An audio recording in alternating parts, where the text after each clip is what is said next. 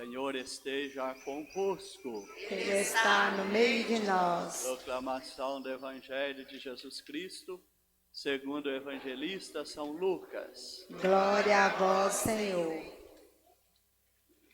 Está no capítulo 14, versículos 25 a 33. Naquele tempo, grandes multidões acompanhavam Jesus.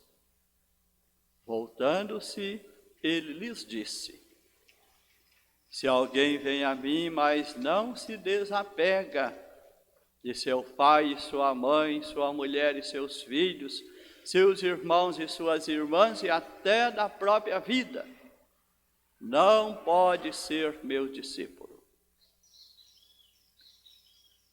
Quem não carrega a sua cruz e não caminha atrás de mim, não pode ser meu discípulo.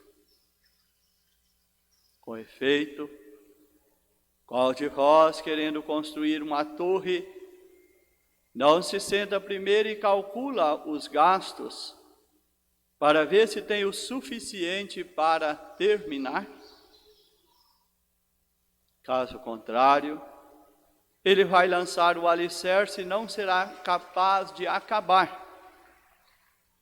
E todos os que virem isso começarão a caçoar dele, dizendo: este homem começou a construir, mas não foi capaz de acabar.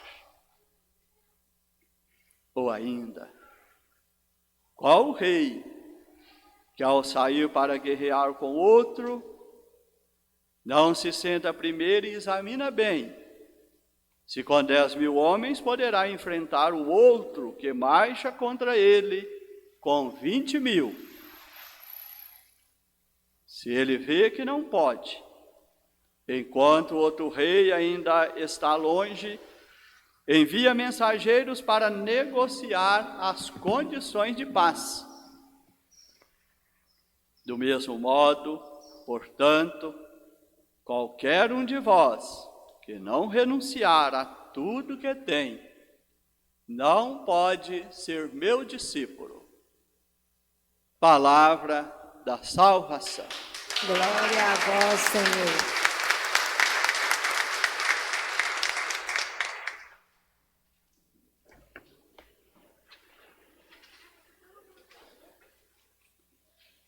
Vemos nesse texto do Santo Evangelho que proclamamos, capítulo 14 de São Lucas, uma mesma frase foi repetida 3 vezes. Não pode ser meu discípulo. Não pode ser meu discípulo. Não pode ser meu discípulo. Quem são os discípulos do Senhor? A sua igreja, nós batizados. Nós somos chamados a estando aqui, celebrando a Santa Eucaristia, nos bancos da igreja, ouvindo a palavra de Deus, pensando a nossa vida aí no seu dia a dia. O que fazemos em termos de viver a palavra de Deus? Aqui dentro entramos, e a última oração de hoje vai ser isso, falamos da graça, né? Deus nos envolve com o seu amor, nos reveste, nos alimenta, nos enche de alegria, nos dá a sua palavra, se torna pão para nós. Ninguém acende uma lâmpada para colocar debaixo de uma vasilha. Não é possível que vamos vir aqui ao domingo buscar os dons de Deus e durante a semana vamos fechar dentro de nós os dons de Deus e não comunicá-los a quem está à nossa volta. Não pode ser meu discípulo aquele que vive, pode ser 2 individualismos e egoísmo. O individualismo pessoal, familiar, o individualismo econômico-financeiro, aquele que, se as condições estão boas para mim, não importa que os outros à minha volta não estejam bem. Ou individualismo espiritual. Se eu já experimento a graça de Deus e isso já é motivo de alegria e paz para mim, não me incomodo com quem ainda não fez essa experiência. Eu não sou missionário. Então nós somos chamados a entender que, num primeiro momento, os dons de Deus nos beneficiam. Como é bom experimentá-los. Como é bom beber nas fontes da nossa vida de fé e da nossa espiritualidade. E queremos Cristo em nós e nós na graça de Cristo ser fonte para os outros. Ser fonte para esse mundo que nós vivemos tão sedento. Daquilo que só a nossa fé e a nossa espiritualidade pode dar a eles. O mundo à nossa volta está sedento de amor, de paz, de fraternidade, de respeito entre pessoas, de senso, de compromisso com a verdade, de senso de justiça, de pessoas que, de fato, onde estão presentes, fazem o bem. Nosso mundo está precisando dessas pessoas e essas pessoas, de alguma forma, somos nós. Que recebemos os dons de Deus e somos chamados a transmiti-lo. Para que a nossa fé não tenha, a gente fala, uma dicotomia. Cheias de boas intenções dentro da igreja, mas quando saímos da igreja e vamos para o corpo a corpo do mundo, já não somos tão bons como as intenções que temos dentro da igreja. Por isso a sabedoria popular diz: de boas intenções o inferno está cheio.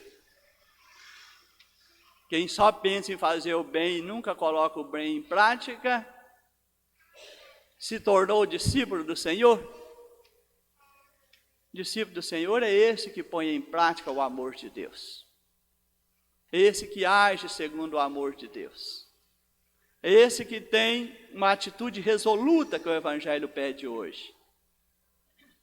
Nas cartas da igreja no Apocalipse, uma das igrejas, e ali é o juízo final que está em questão, quem entra definitivamente na glória de Deus e quem perde, quem não entra na Jerusalém celeste, não se torna eleito de Deus em sua glória. Essas igrejas, uma das igrejas não fostes quente nem fria, fosse morna.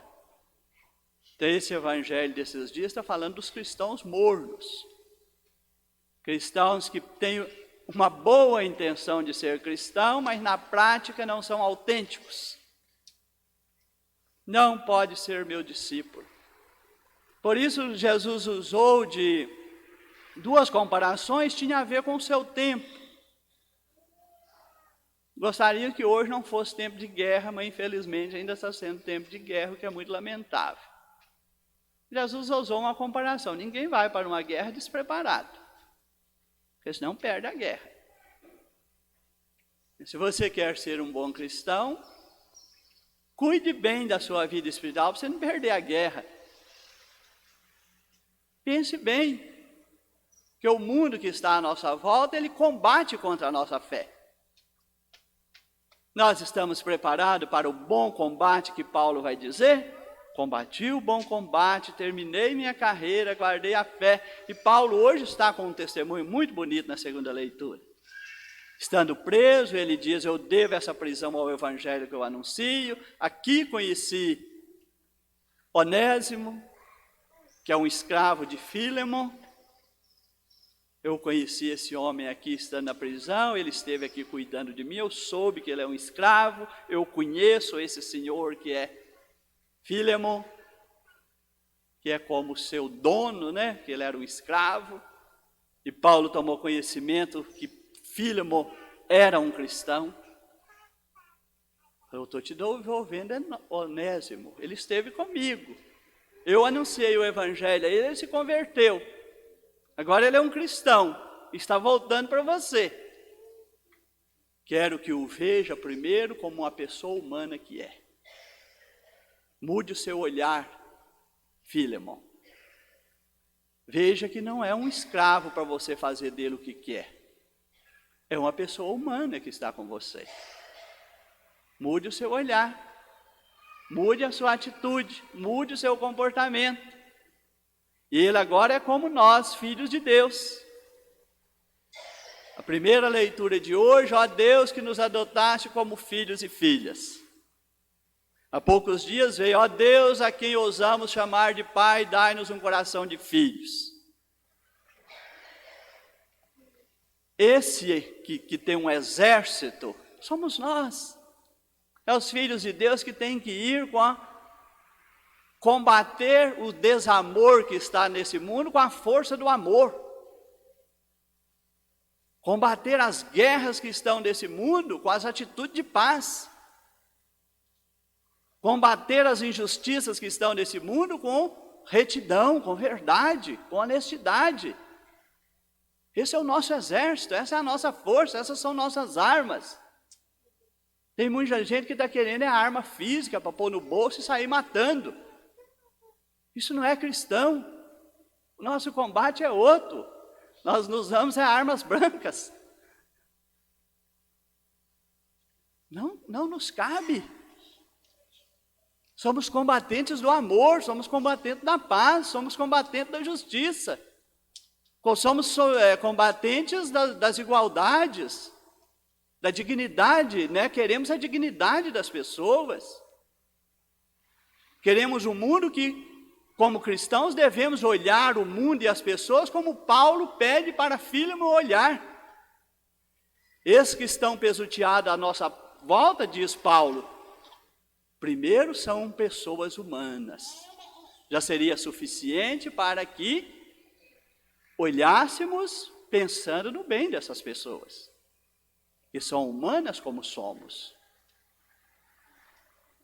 E muitos desses que estão ao relento aí foram até batizados. E por várias razões do decorrer de sua vida, estão aí hoje, caídos à beira do caminho, nós os vemos e passamos por eles. Qual o olhar que nós temos? Temos essa atitude paulina, de ser autêntico na fé?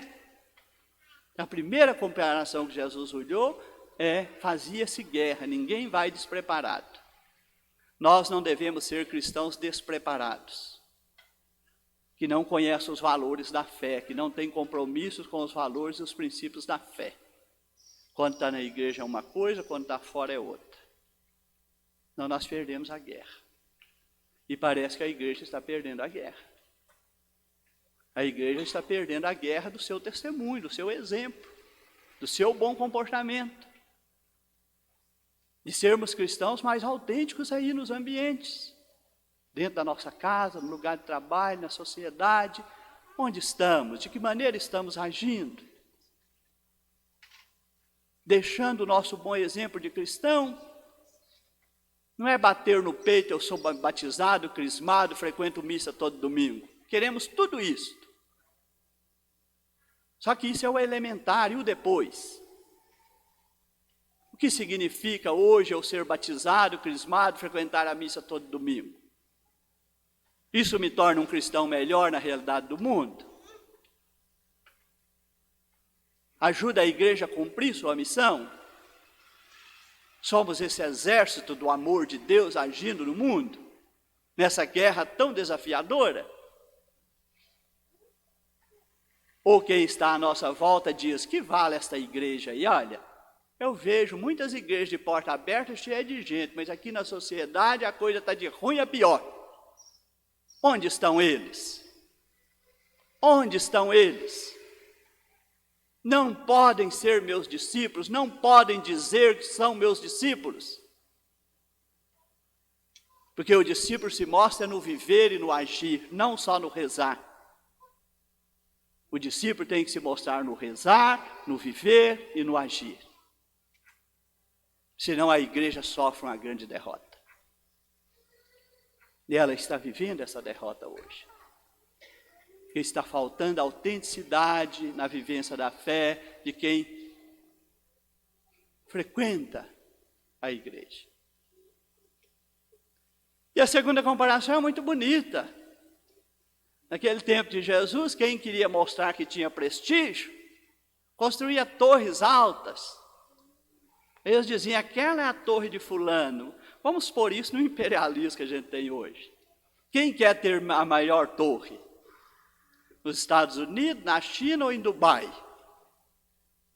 Para mostrar poderio econômico, arrogância humana, que está nessa primeira leitura. Homens que não vê além daquilo que é muito imediato. Com muito custo compreendemos o que está ao alcance de nossos olhos.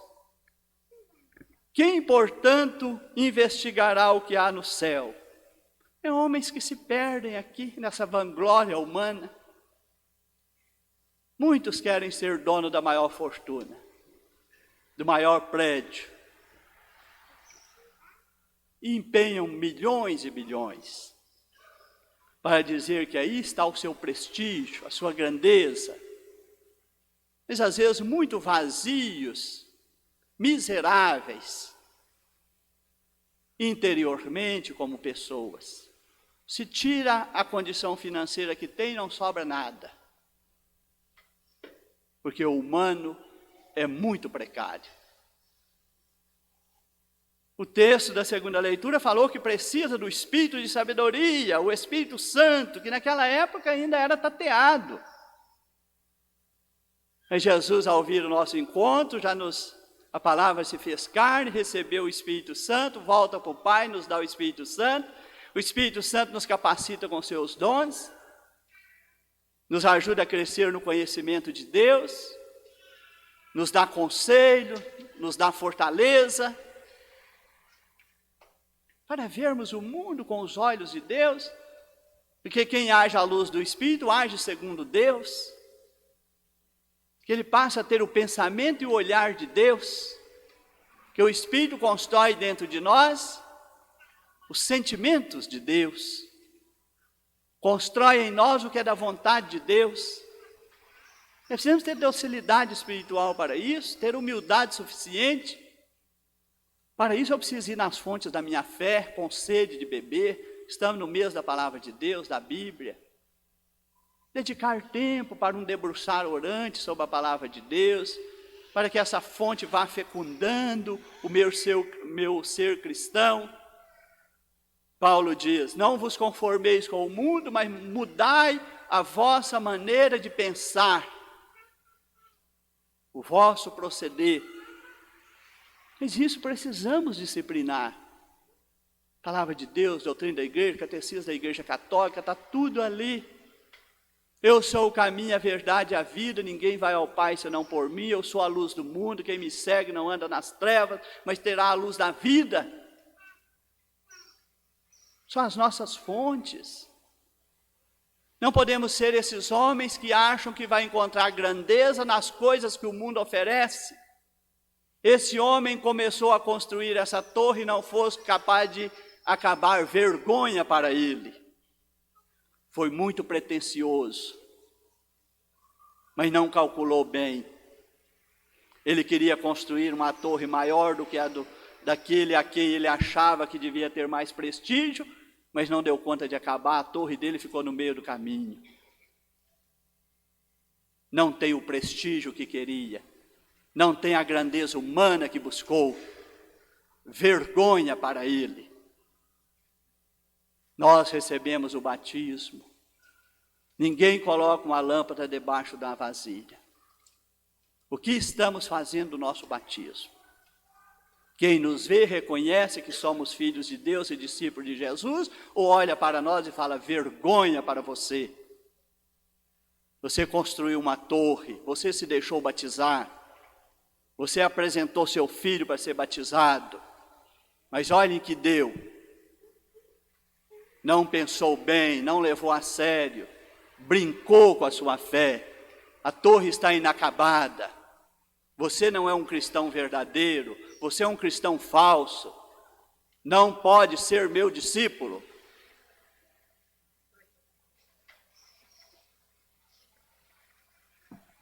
Qualquer um de vós, se não for capaz, e Jesus tem uma multidão diante dele, nesses dias ele está num embate forte com a multidão, dizendo, não venham atrás de mim, achando que basta um segmento superficial. Não basta um sentimento. Semana passada ele falou, vai para o último lugar. Faça o bem a quem não pode te retribuir. Hoje assuma a sua cruz. Você tem que morrer para muitas coisas que é do interesse do mundo, para você ser um cristão verdadeiro. Senão o mundo, onde está teu tesouro, está teu coração. Se você começar a amar muitas coisas do mundo, seu coração fecha para as coisas de Deus. Estando entre as coisas que passam, abraçar as que não passam. Porque o mundo vai enchendo o nosso coração e a nossa mente de tudo que é coisas banais. Vai nos manipulando e nos levando daqui para lá e de lá para cá. E nós nem percebemos que não estamos sendo bons cristãos. E até achamos que somos bons cristãos. Ouvindo essa palavra, é pedir a Deus essa graça de sermos autênticos na vivência da nossa fé, que somos filhos de Deus. Temos que mudar a nossa maneira de pensar e agir todos os dias. Isso chama conversão. E quanto mais eu conheço a palavra de Deus e a doutrina da igreja, mais eu mudo o meu olhar, meu jeito de olhar e agir no mundo. Que se eu só leio coisas que interessam ao mundo, eu vou me esvaziando dos meus valores, dos meus princípios. Por isso que muita gente hoje acha que nem precisa confessar, porque não tem os valores, os princípios da fé na consciência nem no coração, nunca acha que está no pecado, sempre acha que está cheio de razão, nunca erra, é sempre dono da verdade. Para que confessar? Já não tem a acusação do pecado na consciência. Porque o olhar, o pensar e o agir já estão dominados pelos interesses do mundo. E o cristão já morreu há muito tempo. Esse evangelho ele é um ressoar. O que não pode ser meu discípulo é o mesmo que no fim do capítulo 6 de João, vós também quereis ir embora? Temos que estar pronto para dar a resposta de fé de Pedro, que é a resposta de fé da igreja. Aqui iremos, Senhor. Só Tu tens palavra de vida eterna. Isso está no centro da minha vida. Isso está em primeiro lugar. Mais do que meus vínculos biológicos. Ainda que eu tenha que renunciar o jeito de viver da minha família para ser um bom cristão, eu sou capaz de renunciar. Eu sou capaz de abrir mão de muitas vantagens do mundo. Só Tu tens palavra de vida eterna. E quando Nossa Senhora chegou, disseram, sua mãe e seus irmãos estão aí fora.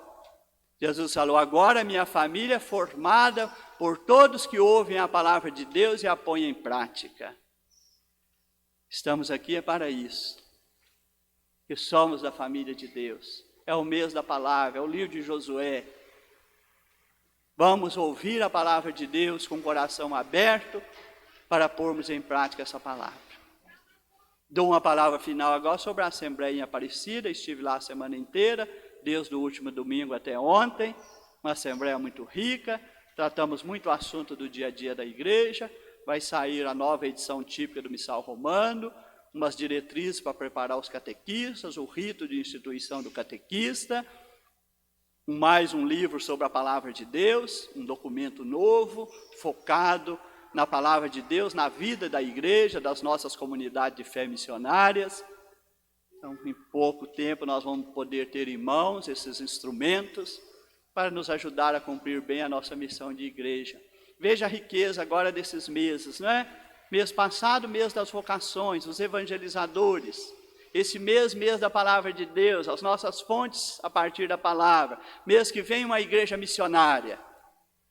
Evangelizadores, fontes e sai para a evangelização.